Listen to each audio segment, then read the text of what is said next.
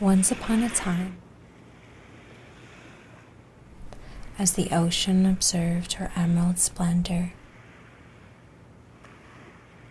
he decided to visit the forest. In joy, the forest spirit made her way down to meet him. She sat quietly on the edge, observing the waves of his never-ending pulse. Him fascinated with her grounded, steady roots.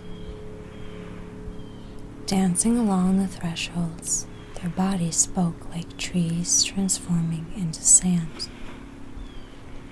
A softening silence fell upon them, like erosion in time. Two souls melting as a forest into the sea.